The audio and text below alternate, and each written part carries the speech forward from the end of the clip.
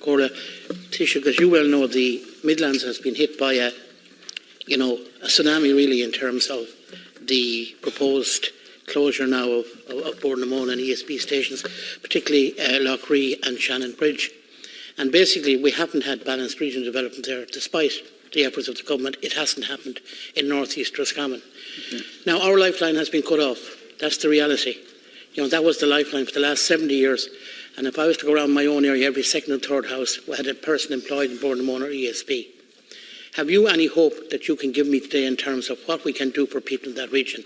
Acknowledging the fact that meetings are taking place, and we met with some people from Europe the other day. This is a crisis, a serious crisis, Taoiseach, and we need everybody on board to ensure that our communities aren't totally destroyed. I suppose we can bend the rules. It could be in the programme for government. Yeah.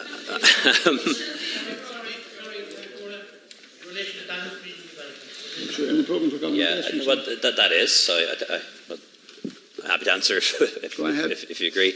I thought the Deputy asked was a very good question, is can I give people hope in the regions that are going to be affected by the closure of the peak power stations?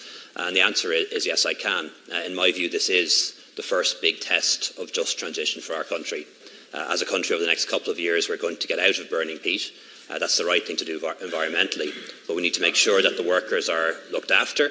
But we also need to make sure that there's alternative employment brought into those regions and communities to replace that's being lost. So, for example, you'll be aware that using the proceeds of the carbon tax, we've established a Just Transition Commission and a Just Transition Fund, and they had their first meeting in Tullamore only the other day. We're also investing in the National Parks and Wildlife Service and bog restoration. And Boardmount is going to do that as well on top of the government investment. So a lot of the staff can be moved from cutting bogs to restoring bogs. Boardmount is diversing its own work away from being brown to being green, getting involved in recycling, waste, other things as well.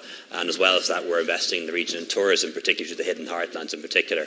So we're determined, and I'm determined, as Taoiseach and as head of this government, to ensure that not only does the Midlands not lose employment and not lose economic activity because of this change, that we make sure that we target investment in those areas so they actually are better off as a region. Deputy Pat Buckley, who wasn't in yesterday.